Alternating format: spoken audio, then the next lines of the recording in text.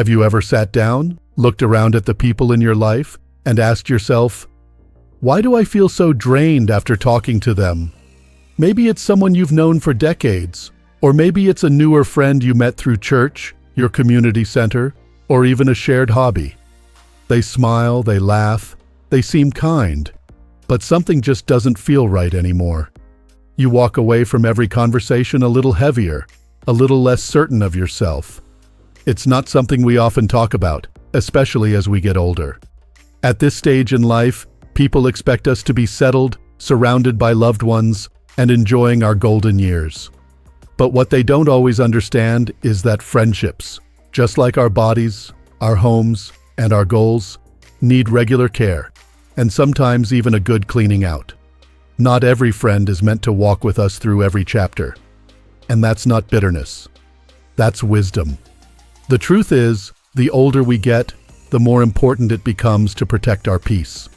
Our energy, our time, and especially our emotional health, they're precious. And just like we wouldn't leave a leaky pipe dripping into our living room, we shouldn't allow draining, toxic, or unbalanced friendships to sit quietly in the corners of our lives. Because over time, those small leaks soak into everything. Today, I want to talk with you, heart to heart, about 5 types of friends you may need to let go of.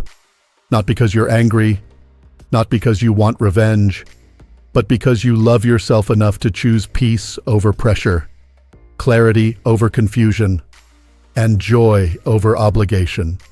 Let's begin with one of the most common types, the friend who always needs something. Now, don't get me wrong, helping friends is part of life. It feels good to be there for someone, especially when they're in a tough spot. But there's a big difference between being supportive and being used. Think about it. Do you have someone in your life who only seems to call when they're short on time, money, patience, or resources?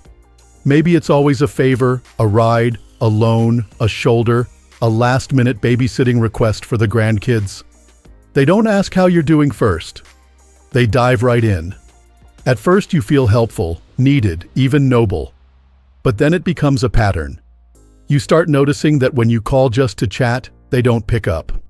When you need something, a listening ear, a quick ride to the pharmacy, they're suddenly busy.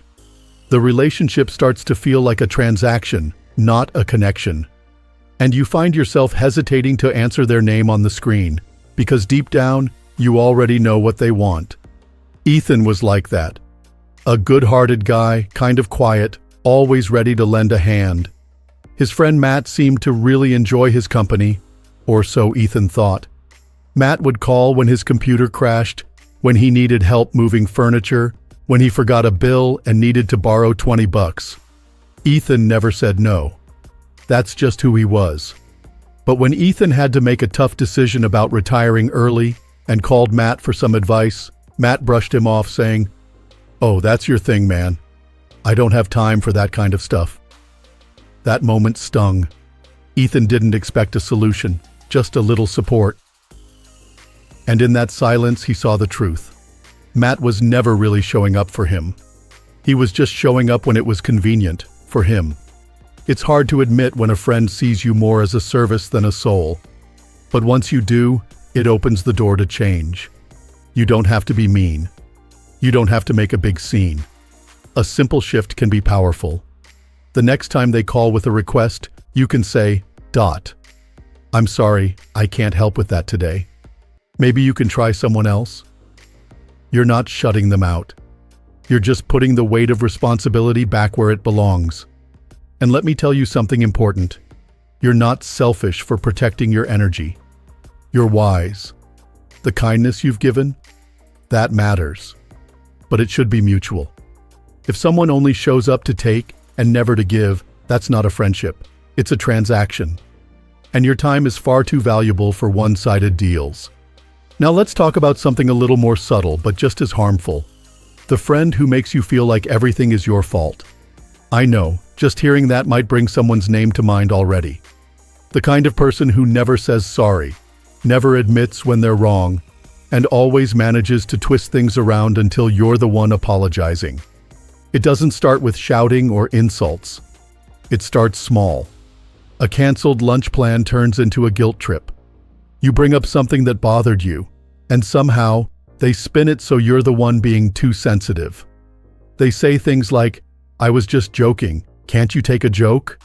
Or, "You always make things so difficult." And after a while, you find yourself questioning your memory, your feelings, even your worth. Tyler was one of those friends. Charismatic, funny, always the life of the party. But if something went wrong, he was late, forgot a birthday, made a rude comment, he'd never take responsibility. Instead, he'd say things like, "You're always overreacting," or "I didn't mean it like that, stop being dramatic." He made people feel like they were the problem. And at first, his friends didn't even notice the pattern. But over time, they felt smaller, less confident, and more anxious around him. This kind of manipulation has a name: gaslighting. And it's more common than we think, especially in friendships where one person needs to stay in control. The worst part? It makes you doubt your own judgment. And when you're doubting yourself, you're easier to silence, easier to use. So what can you do? First, trust your gut. If you walk away from every interaction feeling confused, guilty, or emotionally tired, that's not normal. That's not healthy. Start writing things down if you need to. What was said, how it made you feel. You'd be surprised how much clarity that can bring. And if you feel ready, speak up. Not with blame, but with truth. You can say, "When you say that, it makes me feel like I'm the one always at fault, and that doesn't feel fair." If they care about you, they'll listen. If they don't, their reaction will tell you everything you need to know. It might feel uncomfortable at first, especially if it's someone you've known for years. But letting go of a friendship that's built on guilt is not failure. It's freedom. You don't need to carry that weight any longer. You've got enough on your plate, and your peace matters. Friendship, in its truest form, should never be a guessing game. You shouldn't have to wonder if you're being too sensitive or worry about how they'll twist your words. You deserve honesty, respect, and a safe space to be yourself, completely. Let's keep going. Because there's another type of friend many of us quietly struggle with, often without even realizing it. The friend who never reaches out to you. This one can be tricky because on the surface, it doesn't look like conflict. There's no yelling, no manipulation, no asking for too much. In fact, there's not much of anything, and that's exactly the problem. You're the one calling, texting, making plans, checking in, remembering birthdays, and showing up. And after a while, you start to wonder, if I stopped reaching out, would they even notice? Let me tell you, this can be one of the loneliest feelings in the world. Because this isn't about one missed phone call. It's about a pattern of silence that says, without words, you're not a priority. That hurts, especially if you're someone who puts your heart into your relationships. Think of someone like Alex. Always a joy to be around. Funny, smart, charming. But Alex never called first. Never initiated a get-together. Never said, "Hey, just thinking about you, how have you been?" Every interaction started with the other person reaching out. When plans happened, Alex was happy to show up, have fun, enjoy the moment. But when things got quiet, Alex disappeared. Now, it's easy to make excuses for a friend like that. Maybe they're busy. Maybe they're not good at texting. Maybe they assume you know they care. And sure, all of that can be true. But over time, the imbalance starts to weigh on you. It feels like you're the glue holding the friendship together, and if you stop, it just crumbles. And here's the truth. In healthy friendships, effort is shared. It's not about keeping score or demanding constant attention. It's about mutual investment. A simple message, a quick call, even a holiday card. These are small ways to say, "You matter to me."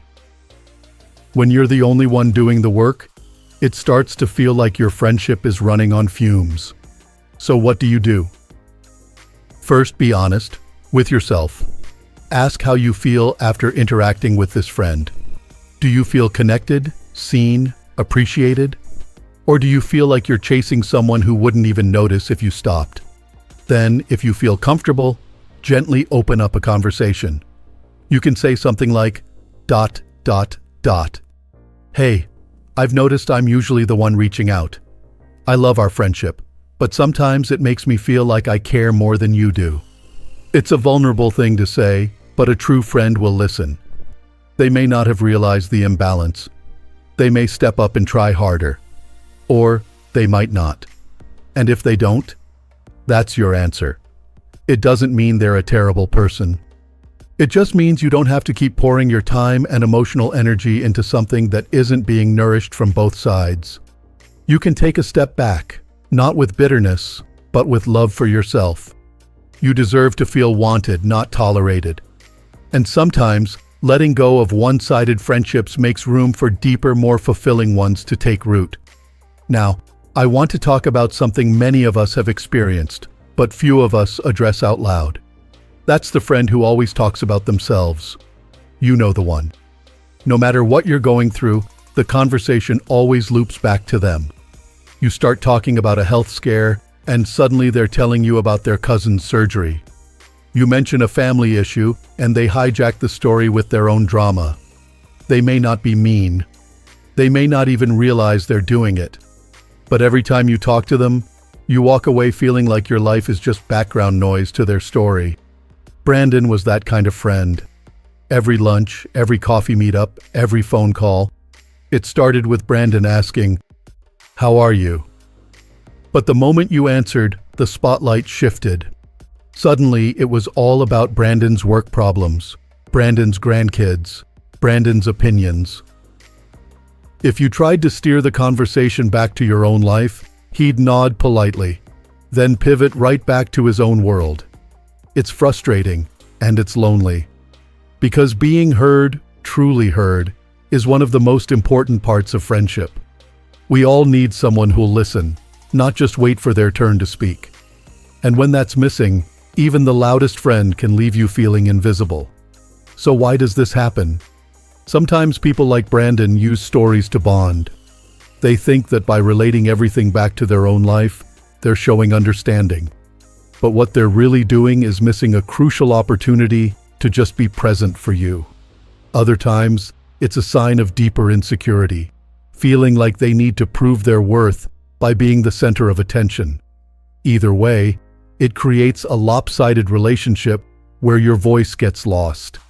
If this sounds familiar, here's something you can try. Next time the conversation gets hijacked, gently redirect it. Say, "Hey, I do want to hear about that, but can I finish what I was saying first?" It's a small nudge that reminds them this isn't a one-person show. And if it keeps happening, if every interaction leaves you feeling unheard and unseen, it may be time to pull back. Again, not from anger, but from self-respect. Your voice matters. Your stories matter. And your heart deserves to be part of the conversation. Some friendships can be recalibrated with a little awareness. But some patterns run deep. And if someone consistently treats you like a side character in your own life, you have every right to write a new story. Now there's one more kind of friend I want to talk about, and it's a tough one. Because this person doesn't just make you feel invisible. They make you feel small. Let's keep going. Because this person doesn't just make you feel invisible. They make you feel small. You know the kind. They're not outright cruel. They don't yell or insult you, not directly. Instead, they hide their put-downs behind compliments. They brag just a little too loudly about their own success. They drop comments that sting, then smile like nothing happened. And after every conversation with them, you walk away wondering if you're falling behind in life, like somehow you've missed a step or aren't good enough. That was Connor. Connor was always the first to share good news, but somehow it always came with a backhanded twist. He'd buy a new car, and instead of just enjoying it, he'd say, "Well, I guess not everyone can manage their finances like I can." Or you'd mention a vacation you're excited about, and he'd respond with, "Oh, you're going there? We went last year. It's a bit run down now, but you'll still have fun, I guess." At first, you try to brush it off. You tell yourself he doesn't mean it that way. You try to be happy for him. But slowly, his words start creeping into your self-talk. You question your choices. You compare your life to his. And worst of all, you begin to feel like you're always one step behind. This kind of friend chips away at your confidence. And the damage isn't loud or dramatic, it's quiet. It's subtle. It happens over time. And that makes it even more dangerous. You see, some people can't celebrate without competing. Your joy feels like a threat to them, so they shrink it down. Your struggles? They either ignore them or use them as a chance to highlight how well they're doing. And it's not always because they're bad people. Sometimes it's their own insecurity talking. But whatever the reason, the result is the same. You leave the conversation feeling less than. And at this stage in life, you don't need people who make you feel small. You need people who lift you up. Who say, "I'm proud of you," without needing to add, "But I would have done it differently." You need friends who shine with you, not over you. So if you have someone in your life like Connor, someone whose words feel like little paper cuts that add up over time, start paying attention to how you feel after spending time with them. Do you feel inspired or deflated? Do you feel encouraged or quietly judged? And if you decide to talk to them, you can keep it simple and kind. Try saying something like, "When you make comments like that, it makes me feel disrespected. I value our friendship, but I also need to feel supported." It's not about attacking them. It's about standing up for your own emotional health. And if they can't or won't adjust, that tells you everything you need to know. Some relationships are meant to last a season, not a lifetime. And it's okay to bless people from a distance. Because here's what I want you to remember, and it's important. You are not too sensitive. You are not overreacting. Your feelings are real. And if someone consistently makes you feel small, unworthy, or invisible, you have every right to step away. Now, before we wrap up, let's take a breath together. We've covered a lot. Maybe you're already thinking about someone in your life who fits one or more of these types. Maybe you've already begun the painful process of pulling back. Or maybe this conversation is the nudge you needed to finally admit that something just isn't working anymore. Whatever you're feeling, let me remind you of this. Friendship is not supposed to be heavy. It's not supposed to be confusing or painful or full of doubt. Real friendship feels like sunlight, like laughter that lingers, like someone showing up just because they missed you. It feels like peace. And yes, sometimes letting go of the wrong people makes room for the right ones. Sometimes the greatest gift you can give yourself is a little space, a little silence, a chance to reset. If you're struggling with guilt over stepping away, let it go. You are allowed to outgrow relationships. You are allowed to change. You are allowed to choose peace over obligation. And you do not owe anyone continued access to your life if their presence makes you feel less like yourself. This isn't about bitterness. It's about boundaries. It's about protecting your joy, your health, and your heart. You've lived too much, learned too much, and come too far to let anyone, friend or not, drag you backward. So if today's video stirred something in you, I want you to know this. You are not alone. Many of us have held on too long, hoped too hard, or given too much. But there's freedom in awareness, and power in choosing differently. I'd love for you to take a moment and think, is there one word that describes how a certain friendship has made you feel lately? Maybe it's heavy. Maybe it's unseen. Maybe it's even free if you've already stepped away. Whatever it is, I invite you to share it in the comments below. Sometimes just naming the feeling is the first step toward healing. And if this video brought you clarity, peace, or even just a little validation, please tap the like button. It helps more people, just like you, find this message. And if you want more guidance, more motivation, more conversations like this one, subscribe to Strong Elderly Life. We're building a community of folks who are done with drama and ready to live with intention. You've earned your peace. You've earned your joy. You've earned the kind of friendships that feel like home. So here's to living your best life, at any age, on your terms, with the people who truly deserve to walk beside you. Thanks for spending this time with me. You are seen, you are valued, and you deserve nothing less than the love and respect you give so freely to others. Until next time, take care of your heart.